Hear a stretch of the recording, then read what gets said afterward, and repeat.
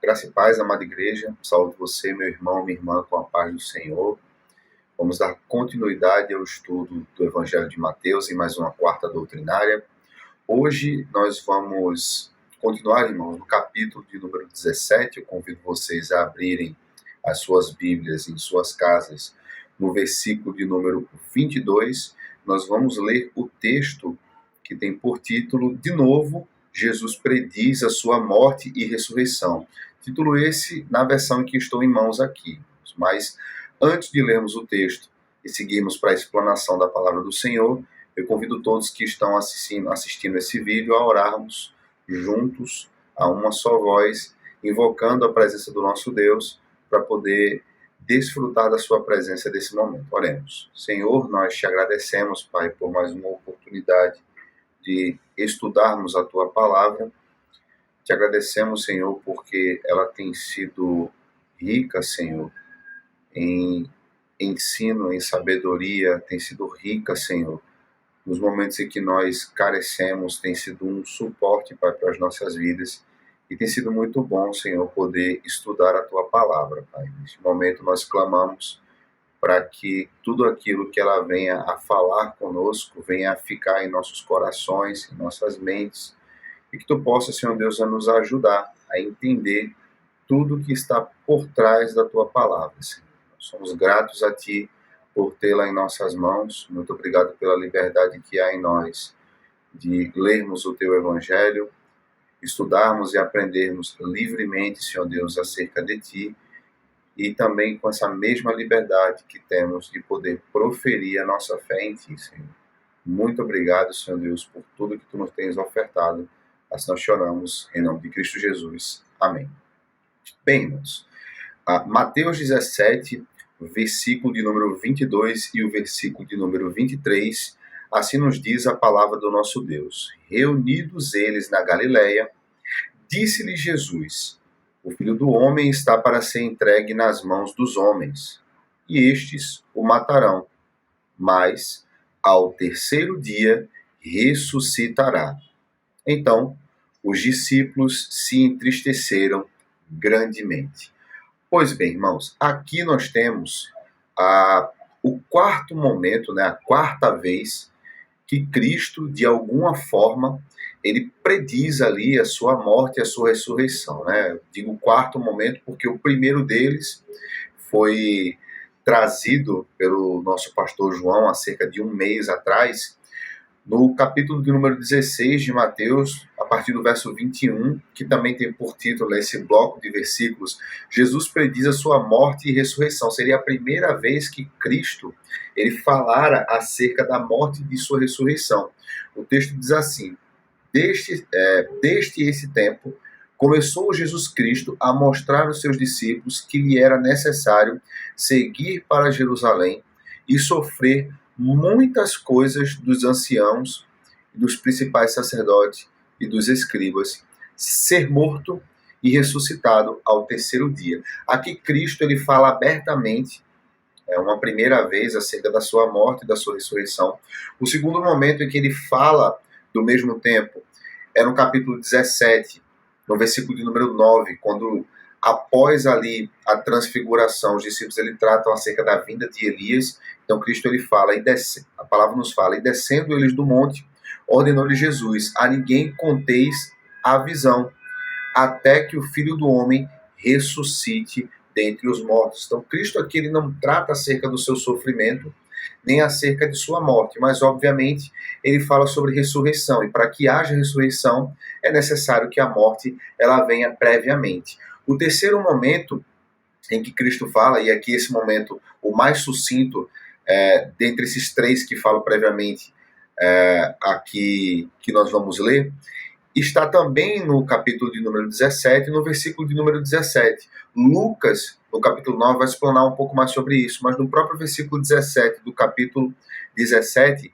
fala o seguinte: Jesus exclamou: ó geração incrédula e perversa, até quando estarei convosco? Até quando vos sofrerei. Então Cristo, ele questiona: até quando eu vou estar com vocês? Ou seja, vocês têm que se preparar para o momento em que eu não estiver mais aqui. Ora, se ele fala sobre um preparo para uma ausência, porque de fato ele não estará mais entre nós, algo irá acontecer. Então nós podemos também considerar que esse é o terceiro momento em que Cristo ele cita a sua ausência, a sua morte, né? Ele também não tinha falado acerca de voltar aos céus ainda, ele tinha falado apenas de ressuscitar ao terceiro dia. E o quarto momento é esse que nós lemos aqui, e será fruto do nosso estudo dessa noite, que é o capítulo 17, os versículos de número 22 e 23. Aqui, irmãos, eu preciso traçar, antes de explanarmos esses dois versículos, como eu falei anteriormente em outras oportunidades que tive, né, textos curtos, mas que tem muito a falar conosco. Antes de explanar esses dois versículos, eu preciso fazer um paralelo, trazer aqui aos irmãos um paralelo com a primeira predição ali de morte e ressurreição de Cristo, o primeiro momento em que ele fala acerca da sua morte e da sua ressurreição. Como eu falei, o pastor João, há cerca de um mês, ele tratou sobre esse texto aqui no estudo da quarta doutrinária. Ele traz alguns aspectos, eu não vou me ater a todos, mas eu tenho que deixar bem claro um paralelismo, uma dualidade que existe entre esse primeiro momento e esse segundo momento. O que aconteceu nesses dois pontos que são semelhantes, mas ao mesmo tempo são muito distintos. Do primeiro momento em que Cristo fala sobre sua morte e ressurreição até o segundo momento, não temos ao certo a quantidade de tempo que se passou, mas era algo estimado ali entre 7 dias.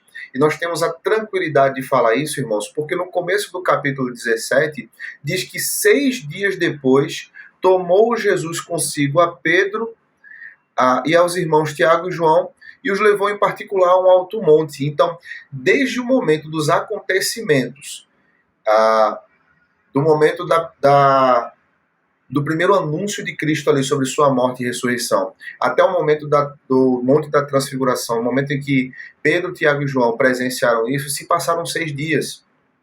Então, desde a transfiguração até o segundo momento em que Cristo anuncia sua morte e ressurreição, nós não temos uma certeza acerca de quanto tempo se passou, mas era algo em torno de uma semana, 1 ou 2 dias a mais, além do que tinha se ocorrido no Monte da Transfiguração.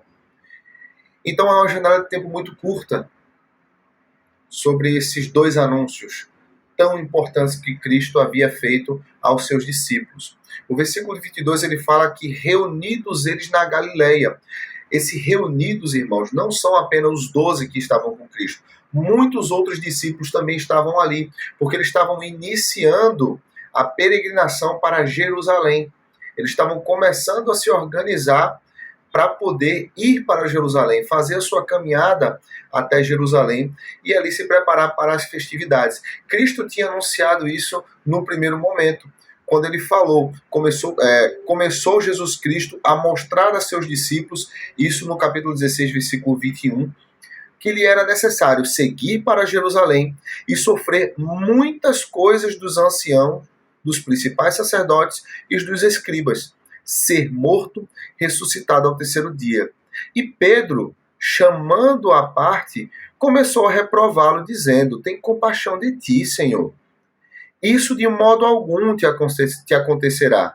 Mas Jesus, voltando-se, disse a Pedro: arreda, Satanás, tu és para mim pedra de tropeço, porque não cogita das coisas de Deus, e sim das coisas dos homens. O pastor ele explanou aqui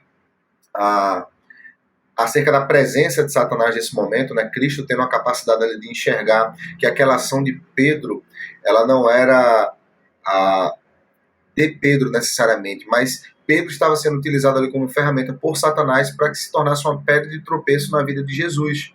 Era a mesma coisa que Satanás havia feito no momento em que ele tentou Cristo por 40 dias e 40 noites em todas as coisas no deserto. Ele observou a Cristo como um homem despido de sua glória e julgou que poderia atrapalhar o plano de Cristo. O pastor explana muito bem sobre isso. Como eu falei, eu não vou me ater muito a tudo aquilo que o pastor já tinha dito, mas eu preciso deixar claro aqui o paralelo que eu falei para os irmãos. Num primeiro momento, Pedro, ele puxa Jesus o canto e o repreende, mas aquilo ali como foi explanado também pelo pastor, não era uma opinião exclusiva de Pedro. Pedro ali estava representando a classe dos discípulos. Todos estavam ali meio que em choque acerca daquilo que Cristo tinha falado, sobre o sofrimento, sobre o seu martírio, sobre as dores que iriam sofrer. E preocupados com Cristo, infelizmente, irmãos, ficaram com a vista nublada acerca do milagre da ressurreição, acerca da promessa salvífica, acerca do que a palavra já havia anunciado a eles em Isaías 53. O pastor ele deixa claro, e é bem verdade isso, que estes que estavam com Cristo eram conhecedores da palavra, eles conheciam a Torá, eles sabiam da promessa do Messias, e ele já havia sido anunciado. Pedro já tinha citado que Cristo ele era o Messias, ele era o Cristo, o Filho do Deus vivo. Eles tinham conhecimento disso, mas ficaram ali como que impedidos de poder juntar um em um. Eles não sabiam o que isso representava. E aqui, no segundo momento em que nós lemos, como falei, pouco tempo depois, o paralelismo que trago é: Cristo fala a mesma coisa para eles, mas não há mais uma animosidade como houve no primeiro momento. Pedro ali indo à frente, e como a palavra nos diz, né? Pedro ele reprova Jesus. Ele repreende a Cristo. Nesse segundo momento, não. Eles não fazem nada. Eles simplesmente, assim como a palavra nos diz, ficam tristes. Eles se entristeceram grandemente. Mas o que isso quer dizer? O que aconteceu para que esses discípulos, primeiro, não fizessem nada, e segundo, permanecessem tristes? Ora, é bem provável que eles não falaram mais nada com Cristo, fruto do primeiro momento em que aconteceu ali com Pedro, né? Cristo ele repreende a Satanás, mas ele fala olhando para Pedro. Então, assim, foi uma reprovação que para todos, inclusive para o próprio Pedro, parecia ter sido diretamente com Pedro. Cristo estava olhando através de Pedro, né? Quem estava por trás, aquele que de fato faz todas as coisas ruins, todos os males da terra, tem por Satanás ali como o obreiro, né? Ele faz com que as coisas se movimentem para travar, para dificultar. E aqui ele estava querendo utilizar Pedro como pedra de tropeço na vida de Cristo, para que a promessa não fosse cumprida. Ora, se Pedro ele diz que Jesus não precisa ir para Jerusalém, não precisa sofrer todas essas coisas, ou para ter compaixão de si mesmo e ignorar aquilo que era a ordem do Pai, bem dito por Cristo aqui, é bem verdade, Pedro está dizendo que Cristo ele não deve seguir a palavra do nosso Deus, ele não deve seguir a promessa, o trabalho, a obra que Deus designou a Cristo para que fosse cumprida aqui na terra. Obviamente, irmãos, que os discípulos eles não compreendiam isso, mas eles deveriam compreender, porque eles tinham a palavra de Deus em sua mão, eles tinham as profecias, eles tinham os livros da Torá, eles compreendiam que isso iria acontecer, e eles já sabiam quem Jesus o era. Neste segundo momento não há uma repreensão, talvez por receio de houver ali uma outra exposição, uma outra bronca, um outro carão de Jesus ali neles acerca dessas coisas. Talvez por uma compreensão acerca de que, de fato, aquilo iria acontecer. Mas eis o questionamento, irmãos. Por que do entristeceram grandemente? Bom, primeiro de tudo, voltando no versículo de número 22, o versículo nos diz que, reunidos eles na Galileia, disse-lhe Jesus: o Filho do Homem está para ser entregue nas mãos dos homens. Aqui, Cristo também anuncia que o seu martírio, o seu sofrimento, a missão que ele deveria cumprir, ela se daria, teria como início ali uma traição. Alguém entregaria a Cristo nas mãos dos principais sacerdotes, dos escribas, dos fariseus, para que ele passasse por estas e aquelas coisas. Cristo ele deixa claro: eu vou ser entregue, ou seja, alguém dentre vocês vai me trair. Mas por que alguém dentre eles? Porque no primeiro momento ele tinha falado, olha, eu preciso ir para Jerusalém, e lá em Jerusalém vai acontecer isso e isso. E nesse segundo momento eles estavam reunidos na Galiléia, se preparando para ir para Jerusalém. Então era óbvio, irmãos, que aquele que iria entregar a Cristo estava no meio daquelas pessoas que estavam reunidas na Galiléia, se preparando para peregrinar até Jerusalém. Esse é o primeiro motivo da tristeza deles. Saber que da mão de um desses que caminhavam com Cristo viria o sofrimento do seu mestre. No versículo de número 23, ele fala, e estes o matarão, mas ao terceiro dia ressuscitará. Mais uma vez, Cristo ele fala sobre ressurreição. E assim como houve no primeiro momento, talvez por motivações distintas, no primeiro momento por uma vergonha, por uma tristeza, fruto de uma reprovação de Cristo para com Pedro, mas que refletia em todos os outros discípulos. Nesse segundo momento, uma tristeza por saber que um deles iria traí-lo, o benefício, o milagre, o grandioso feito da ressurreição de Cristo fica nublado, fica perdido no meio de uma tremenda tristeza, né, dos discípulos acerca disso. Então, mais uma vez, a incapacidade dos discípulos de verem o copo meio cheio. Eles enxergaram o sofrimento de um amigo, do mestre, do Messias, de alguém que eles caminharam por 3 anos e que desenvolveram um amor genuíno, mas incapazes de enxergar a maior obra feita por um homem e incapaz de ser replicada por qualquer outro na frente de seus olhos. Bem, irmãos, para finalizarmos a explanação desse pequeno texto, nós temos então a parte do entristeceram grandemente. Então, os discípulos se entristeceram grandemente, a parte final do versículo de número 23. Bom, como eu falei, essa grande tristeza que foi trazida por esse quarto, né, anúncio de Cristo acerca da ressurreição, e segundo grande anúncio acerca da morte e ressurreição, é algo muito temeroso, irmãos, porque é daqui que nós vamos trazer a aplicação para as nossas vidas. Os discípulos aqui, ou eles não sabiam, o que é muito difícil, porque foi anunciado anteriormente e Cristo os repreendeu. Foi dito pelo menos por 3 vezes acerca da ausência de Cristo, da sua morte e da sua ressurreição, como explanamos no começo desse estudo. Ou eles não compreendiam, como falei, o que é muito difícil, ou, diferente da primeira, eles não agiram por vergonha, irmãos. Vergonha de perguntar. Porque se eles não compreendiam, como eu falei, o que era difícil, eles deveriam perguntar a Cristo o que aquilo representava. Como fizeram por muitas vezes nos estudos das parábolas, quando Cristo trazia um ensino, eles não compreendiam, eles levantavam a mão e falavam, mestre, nos explica isso, eu não estou compreendendo, o que isso significa? Lá e cá, irmãos, eles não questionam, eles não perguntam, porque julgaram que era algo que eles deveriam saber. Mas esse receio de perguntar a Cristo, esse receio de se expor, é extremamente prejudicial, irmãos. E aqui está a nossa aplicação. A palavra está diante de nós. Nós temos a Bíblia Sagrada em nossas mãos. Nós sabemos o que é a verdade absoluta. Nós sabemos o que é, não a verdade absoluta, mas a verdade. Aquilo que temos que ter por regra de fé e prática. Como seguir, como conduzir, como agir. E não tem que haver em nós a vergonha de questionar quando não nos for claro algo.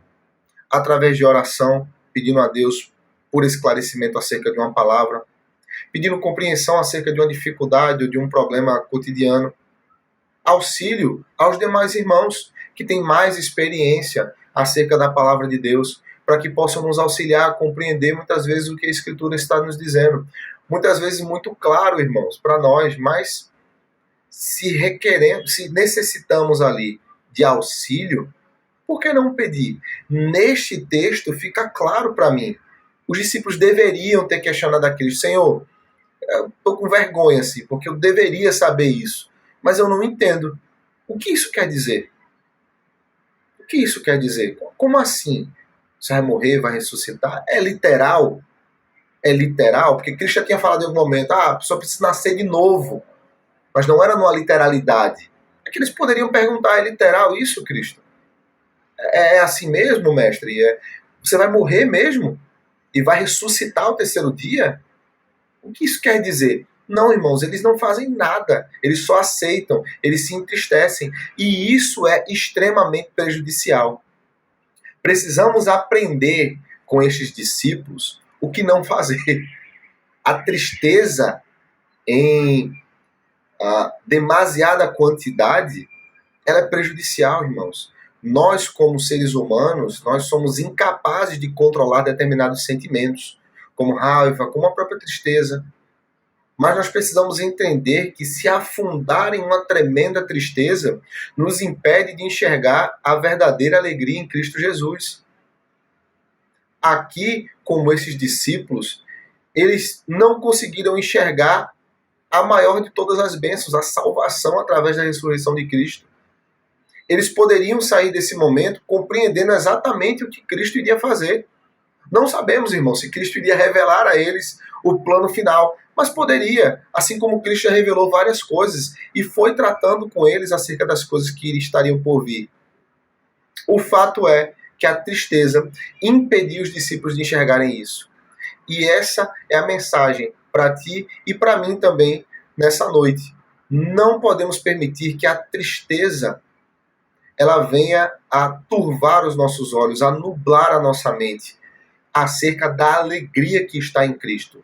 Assim como o pastor fez no momento em que ele explanou o primeiro anúncio de Cristo sobre sua morte e ressurreição e deixou um texto de Apocalipse, eu também tenho um texto aqui, irmãos, para finalizarmos a explanação do texto dessa noite, que está em 1 Pedro, no capítulo de número 4, o versículo de número 12 e 13, que diz assim: Amados, não estranheis o fogo ardente que surge no meio de vós, destinado a provar-vos, como se alguma coisa extraordinária vos estivesse acontecendo.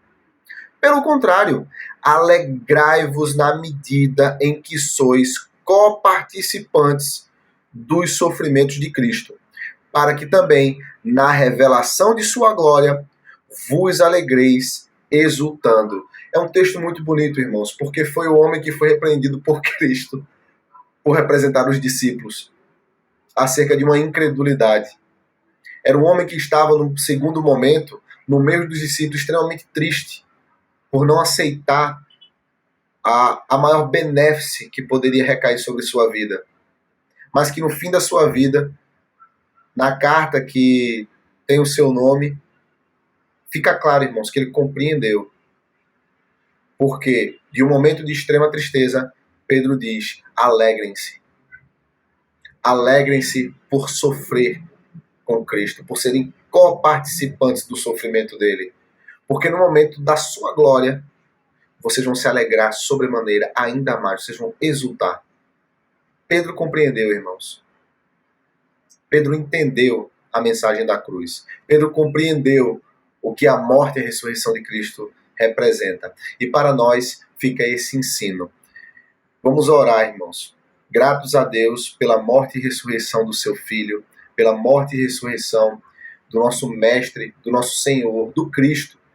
Porque, por mais triste que estejamos, podemos nos alegrar com a promessa da Nova Jerusalém, a promessa salvífica do nosso Cristo Jesus, do nosso Mestre, do nosso Senhor, do nosso amado, daquele que salvou as nossas vidas e nos chamou, irmãos, para o reino da sua maravilhosa graça, do seu amor. Vamos orar, amém? Deus, nós somos gratos a Ti, Senhor. É muito bom ler a Tua palavra e compreender, Senhor, aquilo que está sendo explanado, explicado para nós. É muito bom ver que num texto de apenas 2 versículos, muito tem a ser dito, Senhor. Eu confesso que ao preparar essa explanação, eu me perguntava o que falar, Senhor, o que dizer, o que trazer à Tua igreja. Porque 2 versículos apenas parecem pouco diante de um preparo, diante de uma ministração, diante de algo que tenha que ser preparado para ministrar à tua igreja, Senhor, mas é bem verdade que apenas um versículo, uma palavra tua é suficiente, traz uma riqueza, Senhor, de conhecimento, traz uma riqueza, Senhor, de tranquilidade, traz uma riqueza, Senhor Deus, de ensino para as nossas vidas. E nós somos gratos porque isso só é possível através, Senhor Deus, da obra do Teu Espírito Santo. Ele que nos assiste, Ele que nos auxilia, Ele que nos ajuda a compreender, Senhor Deus, tudo que a Tua palavra tem a nos falar. Que assim como os discípulos, Senhor, nós possamos compreender a Tua palavra, as Tuas promessas. Compreender, Senhor Deus, o que precisamos fazer. Que diante de situações de extrema tristeza, Senhor, nós possamos sempre nos lembrar de Ti, sempre nos lembrar da Tua promessa salvífica, Deus, sempre nos lembrar de tudo aquilo que Tu já fizeste por nós e por aquilo que Tu estás por fazer. Nós somos gratos a Ti, Senhor, porque Tu nos visitaste nessa noite, Tu nos auxiliaste, nos ajudaste, e somos gratos a Ti, Senhor Deus, pela salvação em Cristo Jesus. Muito obrigado, Senhor, por tudo. Assim nós te oramos e te bendizemos, em nome de Cristo Jesus. Amém. A paz, irmãos.